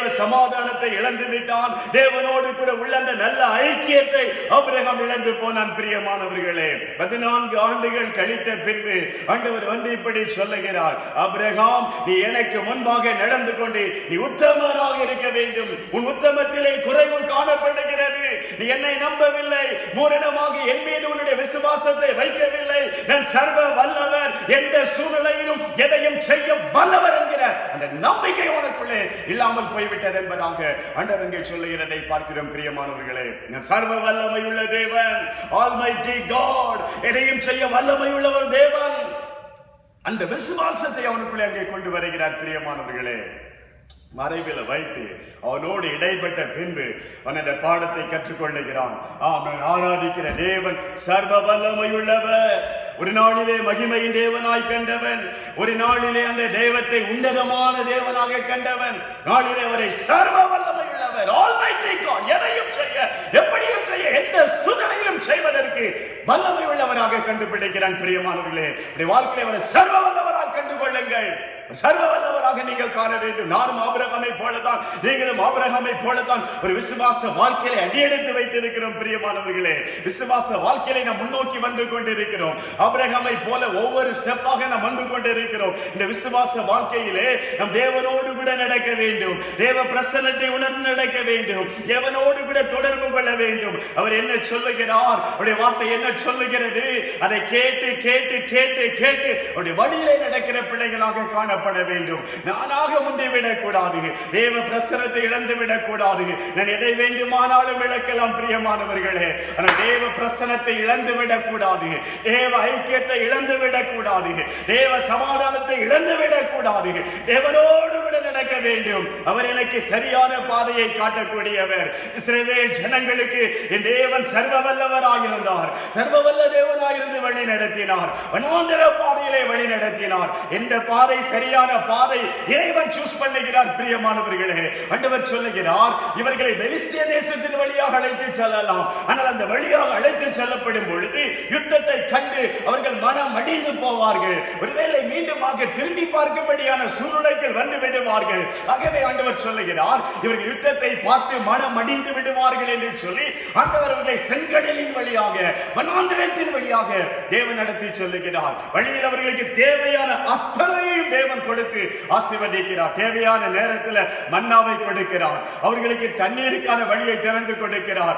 டிரெஸ் பழமையாகாதபடிக்கு, செருப்பு தேய்ந்து போகாதபடிக்கு, ஒரு குறைவில்லாதபடி தேவன் அந்த வனாந்திரத்திலே நடத்துகிறார். பிரியமானவர்களே, மனதிலே மாத்திரம்தான் குறைவு இருந்ததே தவிர மற்றபடி தேவன் எல்லா காரியங்களையும் வாழ்க்கையிலே நிறைவாய் கொடுத்து நடத்தினார். ஆல்மைட்டி காட், எல்லாவற்றையும் செய்ய வல்லவர். என்னென்ன வனாந்திரத்தில் தேவை, வழியில என்னென்ன தேவை அத்தனையும் தருகிறவர், ஏற்ற வேளையிலே தருகிறவர். அவருக்காக நாம் காத்திருந்து வேளையிலே பெற்றுக் கொள்ள வேண்டும். அந்த சர்வவல்ல தேவனை தெளிவாய் நாம் அறிந்து கொள்ள வேண்டும். பிரியமானவர்களே, நம்முடைய வாழ்க்கையில இடைபடுகிறவர், ஏற்ற வேளையில ஒவ்வொரு வேளையிலும் என்ன செய்ய வேண்டும் என்பதை அறிந்து அறிந்து அறிந்து ஒவ்வொன்றையும் தருகிற தேவனாய் காணப்படுகிறார். உன்னதமானவரின் அந்த மறைவுக்குள்ள, சர்வ வல்லவர் அவருடைய நிழலுக்குள்ள வர வேண்டும். உன்னதமானவராக அறிந்து கொள்ளுங்கள், அவருடைய மறைவுக்குள்ளே வாருங்கள். சர்வ வல்லவராக நீங்கள் பார்க்கும் பொழுது உங்களுடைய வாழ்க்கையில ஒரு நிழல் உண்டாகிறது. அந்த நிழல் குளுமையை கொடுக்கிறது, அந்த நிழல் அடைக்கலத்தை கொடுக்கிறது, அந்த நிழலிலே உங்களுடைய வாழ்க்கையிலே ஒரு ஆசீர்வாதம் உண்டாகிறது. உன்னத பாட்டின் புஸ்தகத்தில் இப்படி ஒரு வேத வசனம் சொல்லுகிறது. அதனுடைய வார்த்தை உன்னத பாட்டு 2ஆம் அதிகாரத்தில் நீங்க பார்க்கிறீர்களே, ஆனால் 3வது வசனம் சொல்லுகிறது, காட்டு மரங்களுக்குள்ளே கிச்சிலி மரம் எப்படி இருக்கிறதோ அப்படி குமாரருக்குள்ளே என் நேசர் இருக்கிறார். அதன் நிழலிலே வாஞ்சையாய் உட்காருகிறேன், அதன் கனி என் வாய்க்கு மதுரமா இருக்கிறது என்று சொல்லி அங்கே இந்த வார்த்தை சொல்லுகிறதை பார்க்கிறோம். பிரியமானவர்களே, என் நேசர் எப்படி இருக்கிறார் தெரியுமா? என் ஆண்டவர் எப்படி இருக்கிறார் தெரியுமா? காட்டு மரங்களுக்குள்ளே கிச்சிலி மரம் போல இருக்கிறார். அந்த நிழலிலே நான் வாஞ்சையாக உட்கார முடியும், அந்த நிழலை தேடி போக முடியும். அந்த நிழல் எனக்கு அடைக்கலம் கொடுக்கக்கூடியதாய், அந்த நிழல் எனக்கு பாதுகாப்பை கொடுக்கக்கூடியதாய் காணப்படுகிறது. அதுதான் அந்த உன்னதமானவரின் மறைவு, அதுதான் அந்த சர்வ வல்லவருடைய நிழல். அந்த நிழல் நம்மை பாதுகாக்கும், அந்த நிழல் நமக்கு அடைக்கலம் கொடுக்கும். அந்த நிழலை தேடி வருகிற பிள்ளைகளால் நீங்களும் நானும் காணப்பட வேண்டும். பிரியமானவர்களே, அதை சரியாக அறிந்து கொள்வீர்களே ஆனால் அந்த நிழல் உங்களுக்கு அடைக்கலத்தை கொடுக்கிறதா. எந்த காரியத்தை குறித்து நீங்கள் பயப்பட மாட்டீர்கள். எந்த சூழ்நிலையிலும் அந்த நிழலை விட்டு யாரும் உங்களை பிரித்து விட முடியாது. அந்த நிழலுக்குள்ளே நீங்கள் அடைக்கலம் வருவீர்கள். ஆமென். வேதம் சொல்லுகிறது, ரூத்துவின் புஸ்தகத்திலே நீங்கள் பார்க்கும் பொழுது ரூத்துவினுடைய சம்பவத்தில் அந்த இஸ்ரவேலின் தேவனுடைய சட்டைக்கு கீழே, அந்த நிழலுக்கு கீழே நீ வந்திருக்கிறபடியினால் இஸ்ரவேலின் தேவனுடைய சட்டைக்கு கீழே அடைக்கலமாய் வந்திருக்கிற உனக்கு அவராலே நிறைவான பலன் உண்டாவதாக என்று சொல்லி வேதம் சொல்லுகிறதை பார்க்கிறோம். பிரியமானவர்களே, யோனா என்கிற பக்தன் அவன் ஆமணக்கினுடைய அந்த நிழலுக்கு கீழே இருக்கிறான் என்பதாக வேதம் சொல்லுகிறது. ஒரு ராத்திரி வேளையில ஒரு பூச்சிக்கு தேவன் கட்டளையிட்ட பொழுது அத்தனை இலைகளையும் அந்த செடியை அந்த பூச்சி அரித்து போடுகிறது. மறுநாளிலே உஷ்ணம் உண்டாகிறது, மறுநாளிலே வெப்பம் உண்டாகிறது. வெப்பம் அவனை அதிகமாக கோபப்படுத்துகிறது. ஆம் பிரியமானவர்களே, மற்ற எந்த நிழலை நீங்கள் தேடி போவீர்களே ஆனாலும் அங்கே உங்களுக்கு பூரணமான அடைக்கலத்தை பார்க்க முடியாது. எலியாவே, நீ சூறை செடியின் நிழலிலே பிடித்துக் கொண்டிருக்கிறாய். அதனுடைய வாழ்க்கையிலே சமாதானத்தை கொடுக்க முடியுமோ? நீ போக வேண்டிய தூரம் வெகு தூரம் அல்லவோ? நீ இங்கே எந்த இடத்திலே முடங்கி விடுவாயானால் கர்த்தருக்காக எழுத வேண்டிய நீ, வைராக்கியமாக நிற்க வேண்டிய நீ, சூறை செடியின் கீழே நீ சோர்ந்து படுத்துக் கொண்டிருக்கிறாய். எழும்ப என்று சொல்லி தேவன் சொல்லுகிறதை பார்க்கிறோம். எந்த ஒரு நிழலும் அவர்களுக்கு பாதுகாப்பை கொடுக்கவில்லை. அங்கே மன சோர்வோடு கூட படுத்திருக்கிறான். அந்த நிழல் அவனுக்கு சோர்வை தான் உண்டு பண்ணி கொண்டிருக்கிறது. இன்னும் இன்னுமாய் அவனை தூங்க வைத்துக் கொண்டிருக்கிறதாக காணப்படுகிறது. பிரியமானவர்களே, எழும்புங்க, இந்த நிழலை தேடி வாருங்க, இந்த ஆண்டவருடைய நிழலை தேடி வாருங்க. அந்த நிழலில் உங்களுக்கு அடைக்கலம் இருக்கிறது. ஒரு முறை நான் சிறுவனாக இருந்த பொழுது இப்படி ஒரு சம்பவத்தை ஒரு புத்தகத்திலே வாசித்தது உண்டு. ஒரு தவளை ஒண்ணு வெயிலுக்கு நேரத்தில் அங்கே எங்கேயுமாக நிழலை தேடி அலைந்து கொண்டிருந்ததாம். அப்படி அது நிழலை தேடி அலைந்து கொண்டிருந்த பொழுது அந்த வெயில்ல ஒரு நல்ல பாம்பு அது படம் எடுத்து கொண்டிருந்ததாம். இந்த பார்த்த தவளை ஒரு நிழல் கிடைக்கிறது என்று சொல்லி அது படம் எடுத்த அந்த பகுதியிலே அது நிழலில் அது அதாவது அந்த சூரிய வெளிச்சத்திலே பட்டு அது நிழல் விழுந்த பொழுது அந்த நிழலிலே அடைக்கலத்தை தேடி போனது என்பதாக அந்த புத்தகத்தில் எழுதப்பட்டிருந்தது. அது எப்படிப்பட்டதாக இருந்திருக்கும் என்று யோசித்து பாருங்கள். அதன் முடிவு எப்படி இருக்கும் என்று சொல்லி இன்றைக்கு இந்த ஆண்டவருடைய நிழலை விட்டு மற்ற எந்த உறவினர்களுடைய நிழல், உடைய சொந்தக்காரர்களுடைய நிழல், உடைய பந்தங்களுடைய நிழல், உடைய நண்பர்களுடைய நிழல், மற்றவங்களுடைய அதிகாரிகளுடைய நிழல், எந்த ஒரு நிழலை நாம் சார்ந்திருப்போமே ஆனாலும் அந்த நிழல் ஒரு நாளிலே அது மாறிவிடக்கூடியது. அந்த நிழல் மாறக்கூடியது. அந்த நிழல் நமக்கு ரோதமாய் எழும்பக்கூடியது. ஆனால் இறைவனுடைய நிழல் எப்படி தெரியுமா? நீங்கள் சந்தோஷப்பட வேண்டிய ஒரு காரியம். ஒருவேளை இந்த செய்தியை நீங்கள் வீட்டில் இருந்து கேட்டுக்கொண்டிருப்பீர்களே ஆனால் இந்த நான் சொல்ல போகிற வார்த்தை நிமித்தமாய் அங்கே நீங்கள் கரங்களை தட்டி நீங்கள் ஆண்டவரை ஆராதிப்பீர்கள், ஆண்டவருடைய நாமத்தை மகிமைப்படுத்துவீர்கள். பிரியமானவர்களே, ஆண்டவருடைய நிழல் எப்படிப்பட்டது தெரியுமா? அந்த நிழலை குறித்து வேதத்திலே சொல்லும் பொழுது யாக்கோபு பக்தன் இப்படி சொல்லுகிறார். 1ஆம் அதிகாரம் 17ஆம் வசனத்திலே சொல்லும் பொழுது அவரிடத்திலே யாதொரு மாறுதலின் நிழல் இல்லை என்று வேதம் சொல்லுகிறது. யாக்கோபு 1ஆம் அதிகாரம் 17வது வசனத்தை பாருங்க. வசனத்தின் பின்பகுதி சொல்லுகிறது, அவரிடத்தில் யாதொரு மாறுதலும் யாதொரு வேற்றுமையின் நிழலும் இல்லை. அவருடைய நிழல் கூட மாறாது, அவருடைய நிழலில் கூட வேற்றுமை விழாது. நம்முடைய நிழல் மாறக்கூடியது. நம்முடைய நிழல் காலையிலே ஒரு பக்கத்திலே விழுகிறது, காலையிலே அது மேற்கு பக்கத்திலே நம்முடைய நிழல் விழுமேயானால் மாலையிலே நம்முடைய நிழல் கிழக்கு பக்கத்திற்கு மாறி போய்விடும். நிமிடத்திற்கு நிமிடம், மணிக்கு மணி நம்முடைய நிழல் மாறக்கூடியது. என் தேவனுடைய நிழல் கூட மாறாது.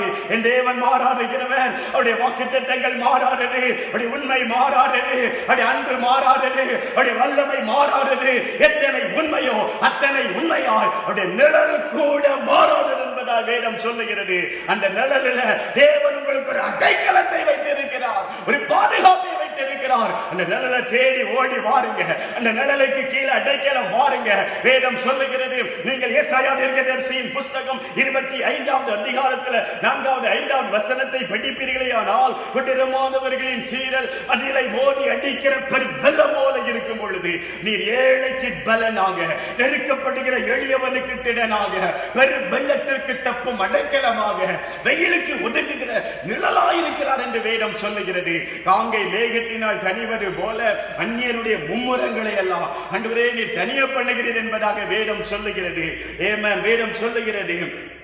மாத்திரமல்ல, மேகத்தின் நிழலினாலே வெயில் தணிகிறது போல நீர் பலவந்தருடைய 6 வாரங்களை எல்லாம் தனிய பண்ணுகிற தேவன் என்பதாக வேதம் சொல்லுகிறது. பிரியமானவர்களே, கொடூரமானவர்களின் சீரல் மதிலை மோதி அடிக்கிற வெள்ளம் போல வரும் பொழுது என் தேவன் ஏழைக்கு பலனாக இருக்கிறார், நெருக்கப்படுகிற எளியவனுக்கு திடனாக இருக்கிறார், பெரு வெள்ளத்திற்கு தப்பும் அடைக்கலமாக இருக்கிறார். மாத்திரமல்ல, வெயிலுக்கு ஒதுங்குகிற நிழலாக காணப்படுகிறார். காங்கை வெப்பமானது அது மேகத்தினாலே தணிக்கப்படும். அந்த வெப்பத்தை மேகம் தனித்து விடும். அதுபோல என் தேவன் அந்நியருடைய மும்முரத்தை எல்லாம் தனிய பண்ணுகிறவர். மேகத்தின் அந்த நிழலினாலே வெயில் தனிந்து போவது போல பலவந்தருடைய 6 வாரங்கள் தனியும், மும்முரம் தனியும், 6 வாரம் தனியும். உங்களுக்கு ரோரமாக எழும்புகிற மும்முரங்களை தேவன் தனிய பண்ணுவார், 6 வாரங்களை தனிய பண்ணுவார். எத்தனை விதமாய் சத்துருக்கள் எழும்பி வந்தாலும் இந்த நிழல் உங்களுக்கு பாதுகாப்பை கொடுத்து மும்முரங்களை எல்லாம் அடக்கி போடும் என்பதால் வேதம் சொல்லுகிறது. பிரியமானவர்களே, நீங்கள் சத்திய வேதாகமத்திலே ஒரு சம்பவத்தை பார்ப்பீர்களேயானால், 1 சாமுவேலின் புஸ்தகம் 5ஆம் அதிகாரத்தில் ஒரு சம்பவம் அங்கே எழுதப்பட்டிருக்கிறது. அந்த பட்டணத்திலே, அதாவது பெலிஸ்திய பட்டணத்தை குறித்து அங்கே சொல்லும் பொழுது, அந்த பெலிஸ்திய பட்டணத்திலே அங்கே மும்முரமான ஒரு காரியம், மூளை வியாதிகள் மும்முரமாக அது பரவி கொண்டிருந்தது என்பதாக வேதம் சொல்லுகிறது. கொள்ளை நோய் மும்முரமாக பரவி கொண்டிருந்தது. அதனால் அந்த பட்டணத்திலே சாவு மும்முரமாய் காணப்பட்டது என்பதாக வேதம் சொல்லுகிறது. பிரியமானவர்களே, தேவனுடைய உடன்படிக்கை பெட்டியானது எபனேசரில் இருந்து, இஸ்ரவேல் தேசத்தில் இருந்து அது பிடிக்கப்படுகிறது. பிடிக்கப்பட்ட அந்த உடன்படிக்கை பெட்டியானது அங்கிருந்து அஸ்தோத்திற்கு கொண்டு போகப்படுகிறது. பெலிஸ்திய தேசத்திலே அஸ்தோத்திற்கு கொண்டு போகப்படுகிறது. அந்த அஸ்தோத்திலே கொண்டு போய் அவர்கள் அதை தாகோனுக்கு முன்பாக, அங்கிருக்கிற ஒரு விக்கிரக கோயிலிலே தாகோனுக்கு முன்பாக அதை கொண்டு வைக்கிறார்கள். மறுநாளிலே அவர்கள் போய் பார்த்த பொழுது தாகோன் அந்த உடன்படிக்கை பெட்டிக்கு முன்பாக கீழே விழுந்து கிடந்தது என்பதாக வேதம் சொல்லுகிறது. கர்த்தருடைய உடன்படிக்கை பெட்டியை அந்நிய தேசத்திலே கொண்டு போனார்கள். அந்நிய தேசத்திலே விக்கிரகத்துக்கு முன்பாக வைத்தார்கள். அந்த விக்கிரகம் அதற்கு முன்பாக அது முகங்குப்புற விழுந்து கிடந்தது என்பதாக வேதம் சொல்லுகிறது.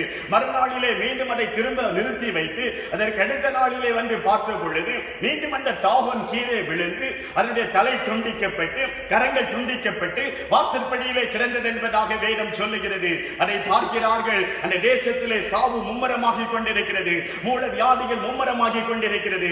ஆகவே அங்கிருந்து அஸ்தோத்திலிருந்து அவர்கள் காத் பட்டணத்திற்கு, பெலிஸ்தியாவினுடைய இன்னொரு பட்டணத்திற்கு கொண்டு போகிறார்கள். அங்கேயும் கொள்ளை நோய் வருகிறது, அங்கேயும் மூல வியாதி வருகிறது.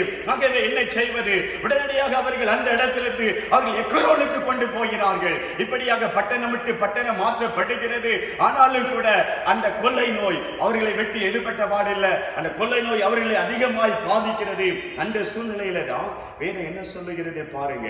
ஆண்டவருடைய வார்த்தை சொல்லுகிறது, அந்த பட்டணத்துல சாவு மும்முரமாய் இருந்தது. என்று ஆண்டவருடைய வார்த்தை சொல்லுகிறது. தேவனுடைய கை அங்கே பாரமாய் இருந்தது. உடனே அவங்க என்ன செய்யறாங்க பாருங்க, இதை எப்படி நீக்குவது, இந்த கொள்ளை நோயை எப்படி மாற்றுவது, இந்த பேண்டமிக் எப்படி மாற்றப்படுவது, இன்றைக்கு இந்த உலகத்தில் காணப்படுகிற இந்த கொள்ளை நோய் மாற்றப்பட வேண்டுமே ஆனால், இந்த கொரோனா நீக்கப்பட வேண்டுமே ஆனால் என்ன செய்ய வேண்டும்? ஆதியிலிருந்து நமக்கு வேதம் கற்றுக் கொடுக்கிறது. இது போன்ற கொள்ளை நோய் வந்த பொழுது, மூல வியாதி வந்த பொழுது, ஜனங்கள் அதனால் பாதிக்கப்பட்ட பொழுது உடனே அதற்கு பரிகாரங்களை செய்கிறார்கள். உடனே என்ன செய்ய வேண்டும், ஏன் இந்த காரியங்கள் ஏற்பட்டது, நாம் செய்த தவறு என்ன, உடனே அவர்கள் அதை நினைவு கூறுகிறார்கள். அந்த தவறுக்கு அவர்கள் காரியங்களை பரிகாரங்களை செய்து தங்களுடைய வாழ்க்கையை தங்களை சுத்திகரிக்கிறார்கள். பிரியமானவர்களே, இன்றைக்கு தேசம் அதை செய்ய வேண்டும், தேசத்தின் ஜனங்கள் அதை செய்ய வேண்டும், தங்களை ஆராய்ந்து பார்க்க வேண்டும். ஏன் இந்த கொள்ளை நோய் வந்திருக்கிறது, ஏன் தேசம் பாதிக்கப்பட்டிருக்கிறது, ஏன் ஜனங்கள் பாதிக்கப்பட்டுக் கொண்டிருக்கிறார்கள், எத்தனையோ காரியங்களை செய்து பார்த்தும் கூட இந்த கொள்ளை நோயினுடைய தாக்கம் குறைந்த பாடில்லையே. இப்பொழுது நாம் என்ன செய்ய வேண்டும் என்கிறதை தேசம் அறியும் பொழுது, ஜனங்கள் அறியும் பொழுது, நீங்களும் நானும் அறிந்து கொள்ளும் பொழுது, தேவன் இந்த கொள்ளை நோயை நம்மை விட்டு அவர் அப்புறப்படுத்தி போடுவார். அந்த மும்முரமாய் அந்த கொள்ளை நோய் பரவி கொண்டிருந்தது என்பதாக வேதம் சொல்லுகிறது. பிரியமானவர்களே, நீங்கள் தொடர்ந்து வேதத்தில் இன்னொரு சம்பவத்தை படிப்பீர்களே ஆனால், யோனாவின் புஸ்தகத்தில் சொல்லப்பட்டிருக்கிற ஒரு வார்த்தையை பார்ப்பீர்களே ஆனால், கடலுடைய அலைகள் அவைகள் மும்முரமாக காணப்பட்டது என்பதாக வேதம் சொல்லுகிறது. யோனாவின் புஸ்தகம் 1ஆம் அதிகாரத்தில் நீங்க 11வது வசனத்தை பார்ப்பீங்கன்னா, அந்த மனுஷர் கரை சேரும்படி வேகமாய் கண்டுபிடித்தார்கள், ஆனாலும் சமுத்திரம் வெகு மும்முரமாய் கொந்தளித்துக் கொண்டிருந்தபடியினால் அவர்களால் கூடாமல் போயிற்று என்று சொல்லி வேதம் சொல்லுகிறது. சமுத்திரம் கொந்தளித்துக் கொண்டிருக்கிறது, கடல் கொந்தளித்துக் கொண்டிருக்கிறது, மும்முரமாய் கொந்தளித்துக் கொண்டிருக்கிறது. தேவனை குறித்து ஆண்டவருடைய வார்த்தை சொல்லுகிறது, அவர் அந்நியருடைய மும்முரங்களை எல்லாம் தனிய பண்ணுகிறவர், அந்நியருடைய மும்முரங்களை எல்லாம் தனிய பண்ணுவார், அந்நியருடைய மும்முரங்கள் தேவனால் தணிக்கப்படும் என்பதால் வேதம் சொல்லுகிறது. கடல் கொந்தளித்துக் கொண்டிருக்கிறது, என்ன செய்வது? இவர்கள் ஏதேதோ செய்து பார்க்கிறார்கள். இந்த கடல் கொந்தளிப்பிலிருந்து அவர்கள் வெளியே தப்புவதற்காக அவர்கள் அந்த கடலிலே இருக்கிற படகிலே இருக்கிற போட்ல இருக்கிற கப்பலிலே இருக்கிற சரக்குகளை எல்லாம் எடுத்து, பொருட்களை எல்லாம் எடுத்து இந்த கடலிலே எரிகிறார்கள். பிரியமானவர்களே, ஆனாலும் அது தன் மும்முரத்தை விட்டு அடங்கவில்லை என்பதாக வேதம் சொல்லுகிறது. இந்த கொரோனாவிற்கு முன்பாக நம்முடைய பொருளாதாரத்தை நாம் தூக்கி போட்டிருக்கிறோம், நம்முடைய உழைப்புகளை நாம் தூக்கி போட்டிருக்கிறோம், நம்முடைய நேரங்களை நாம் தூக்கி போட்டிருக்கிறோம், எதையோ எடுத்ததற்கு முன்பாக நாம் தூக்கி வைக்கிறோம். ஆனாலும் அதனுடைய மும்முரங்கள் குறைந்த பாடில்லை, அது இன்னுமாய் மும்முரமாக செயல்பட்டுக் கொண்டிருக்கிறது. இது போன்ற சூழ்நிலையிலே நாம் என்ன செய்ய வேண்டும் தெரியுமா? சபை என்ன செய்ய வேண்டும் தெரியுமா? இந்த மும்முரம் அடங்க வேண்டுமேயானால், சமுத்திரத்தின் மும்முரம் அடக்கப்பட வேண்டுமேயானால், கொரோனாவின் மும்முரம் அடக்கப்பட வேண்டுமேயானால், தேவ பிள்ளைகளுக்கு ஒரு வேலை இருக்கிறது. யோனாவே, நீ அடித்தட்டிலே போய் தூங்கிக் கொண்டிருக்கிறாய், இது தூங்க வேண்டிய ஒரு நேரம் அல்ல. லோத்துவே, இது தாமதப்படுத்திக் கொண்டிருக்கிற நேரம் அல்ல. எழும்ப வேண்டும், தேவ சமூகத்திலே முழங்கால் படியிட வேண்டும், பாவங்களை அறிக்கை செய்ய வேண்டும், ஆண்டவரை நோக்கி பார்க்க வேண்டும். மெய்யாகவே தேவன் இறங்கி வந்து நம்முடைய வல்லமை விளங்க பண்ணுவார். உங்களை விடுவிப்பதற்கு அவர் இறங்கி வருவார். இயேசுவே, ஜனங்களே, திருச்சபையே, ஆண்டவருடைய சமூகத்தை நோக்கி பாருங்கள், தேவ சமூகத்திலே அமர்ந்திருங்கள், ஆண்டவரை நோக்கி விண்ணப்பம் பண்ண ஆரம்பியுங்கள், ஆண்டவரை நோக்கி மன்றாட ஆரம்பியுங்கள். நீங்கள் செபிக்க ஆரம்பிக்கும் பொழுது, முழங்கால் படியிட ஆரம்பிக்கும் பொழுது, சமுத்திரத்தின் மும்முரங்களை தேவன் தனிய பண்ணுவார். சமுத்திரத்தின் மும்முரங்களை, அந்நியருடைய மும்முரங்களை தேவன் தனிய பண்ணுவார். அந்நிய தேசத்திலிருந்து வந்த இந்த கொரோனாக்களை தேவன் தனிய பண்ணுவார். அந்நிய தேசத்திலிருந்து வந்து நம்முடைய தேசத்திலே மும்முரமாய் செயல்பட்டுக் கொண்டிருக்கிற ஒரு காரியம் இது தனிய வேண்டுமேயானால், அந்நியருடைய மும்முரங்கள் தணிக்கப்பட வேண்டுமேயானால், தேவ பிள்ளைகள் முழங்கால் படியிடும் பொழுது, யோனாவே, நீ தூங்கிக் கொண்டிராதபடிக்கு, டிவி முன்பு உட்கார்ந்து கொண்டிராதபடிக்கு, நீ நியூஸை பார்த்துக் கொண்டிராதபடிக்கு, நீங்கள் நியூஸுக்கு முன்பாக உட்கார்ந்து, செய்திக்கு முன்பாக உட்கார்ந்து, இன்னைக்கு என்ன செய்தி, காலையில் ஒரு செய்தி வருகிறது, மாலையில் வேறு ஒரு செய்தி வருகிறது, செய்திகளை பார்த்து கிழக்கம் தான் உங்களுக்கு உண்டாகும். பிரியமானவர்களே, செய்தியில கேட்டு நீங்க சந்தோஷம் அடைய முடியாது. ஆண்டவரை பாருங்க, வேதத்தை பாருங்க, வேதத்தில் தியானமாயிருங்க, முழங்கால் படியிடுங்க, ஜெபம் பண்ண ஆரம்பிங்க. மும்முரம் தானாக அடங்குகிறதை, மும்முரம் தானாக அடங்குகிறதை நீங்கள் பார்ப்பீர்கள். தேவன் ஒரு காற்றை வீச பண்ணி மும்முரத்தை எல்லாம் அவர் அடங்க பண்ணி விடுவார். அந்நியருடைய மும்முரங்களை எல்லாம் தேவன் அடக்குகிறவர். இறையாதே, அமைதலாயிரு, அடக்குகிறவர். மாத்திரமல்ல, அந்நியருடைய மும்பரங்களை தனிய பண்ணுகிறவர் மாத்திரமல்ல, பலவந்தருடைய ஆரவாரங்கள் எல்லாம் தனியும் என்பதாய் அன்றைய வார்த்தை சொல்லுகிறது. பிரியமானவர்களே, வசனம் சொல்லுகிறது, பலவந்தருடைய ஆரவாரங்களை எல்லாம் என் தேவன் தனிய பண்ணுகிறவர். பலவந்தர் பலவான்கள் நமக்கு விரோதமாய் ஆரவாரம் பண்ணும் பொழுது அந்த ஆரவாரங்களையும் தேவன் தனியே பண்ணுவான். சிம்சோனுக்கு விரோதமாக பெலிஸ்தியர் ஆரவாரம் பண்ணி கொண்டிருக்கிறார்கள். அப்படி ஆரவாரம் பண்ணும் பொழுது ஒரு கட்டத்துல அவன், அதாவது சிம்சோன், அவன் ஒரு காரியத்தை செய்கிறான். 300 நரிகளை பிடித்து வாளோடு வாளாக கட்டி விட்டு பெலிஸ்திய வெள்ளாமைகளை அழித்து விடுகிறான். அப்பொழுது பெலிஸ்தர்கள் இஸ்ரவேலின் மீது படையெடுக்கிறார்கள். அப்பொழுது யூத பிரபுக்கள் அவர்கள் பெலிஸ்தரிடத்தில் ஏன் எங்களுக்கு விரோதமாய் படையெடுக்கிறீர்கள் என்று கேட்கும் பொழுது அவர்கள் சொல்லுகிறார்கள், இப்படி ஒருவன் பெலிஸ்திய தேசத்துல இந்த மாதிரி ஒரு காரியங்களை செய்தான், அவனை கட்டிய இடத்திலே கொடுப்பீர்களானால், எங்களிடத்திலே கொடுப்பீர்களானால் யுத்தத்துக்கு வரமாட்டோம்னு சொல்லும் பொழுது அந்த யூதா பிரபுக்கள் 300 பேர் சிம்சோனை தேடி போகிறார்கள். சிம்சோனோடு கூட பேசுகிறார்கள். சிம்சோன் சொல்லுகிறான், நீங்க என் மேல விழக்கூடாது, என்னை பிடிச்சு நீங்க கட்டி வேண்டுமானால் பெலிஸ்தியர் கரங்களிலே கொடுங்கள், பரவாயில்லை என்று சொல்லுகிறான். ஆகவே அவனை இறுக கட்டி பெலிஸ்தியருடைய கரத்திலே கொண்டு போய் சிம்சோனை கொடுக்கிறார்கள். பெலிஸ்தியர்கள் அவன் கட்டப்பட்ட சூழ்நிலையிலே ஆரவாரம் பண்ணுகிறார்கள். பலவந்தர் ஆரவாரம் பண்ணுகிறார்கள், பெலிஸ்தியர் ஆரவாரம் பண்ணுகிறார்கள் என்பதாக ஆண்டவருடைய வார்த்தை சொல்லுகிறது. பிரியமானவர்களே, அப்படி ஆரவாரம் பண்ணி கொண்டிருக்கும் பொழுது, அவர்கள் பெலிஸ்தியர் ஆரவாரம் பண்ணும் பொழுது வேதம் சொல்லுகிறது, நியாயாதிபதிகள் 15ஆம் அதிகாரம் 14ஆம் வசனம் சொல்லும் பொழுது, அவன் லேகி வரைக்கும் வந்து சேர்ந்த பொழுது பெலிஸ்தியர் அவனுக்கு விரோதமாய் ஆரவாரம் பண்ணினார்கள். எப்பொழுது கர்த்தருடைய ஆவி அவன் மேல் பலமாய் இறங்கினால் உன் புயங்களில் கட்டியிருந்த கயிறுகள் நெருப்புப்பட்ட நூல் போலாகி அவன் கட்டுகள் அவன் கைகளை விட்டு அருந்து போயிற்று என்பதாக வேதம் சொல்லுகிறது. உடனே ஒரு கழுதையின் பச்சை தாடை எலும்பை எடுத்து அவன் அங்கே இட்ட களத்திற்குள்ளே போகிறான். 1000 பெலிஸ்தர்களை வெட்டி அவன் கொண்டு போடுகிறான் என்பதாக, அதை எலும்பை வைத்து அடித்து கொண்டு போடுகிறான் என்பதாக வேதம் சொல்லுகிறது. பிரியமானவர்களே, பலவந்தருடைய ஆரவாரங்கள் எல்லாம் தனியப்படுகிறதை பார்க்கிறோம். உடைய வாழ்க்கையிலும் கூட தேவன் அப்படி செய்யக்கூடியவர். இந்த உன்னதமான தேவனுடைய சட்டைக்கு கீழே வருவீர்கள், அந்த நிழல் உங்களுடைய வாழ்க்கையில செய்யக்கூடிய காரியம் வெப்பத்தை தனிய பண்ணும், பலவந்தருடைய ஆரவாரத்தை தனிய பண்ணும். அந்த நிழல் எல்லா விதமான வெப்பங்களையும், எல்லா விதமான உங்களுக்கு விரோதமாக எழும்புகிற பிசாசனுடைய எல்லா விதமான அந்த வெப்பங்களையும் அது தனிய பண்ணும். காங்கை மேகத்தினால் தனிந்து போய்விடும், நன்மையுடைய மும்மரங்கள் தனியும்.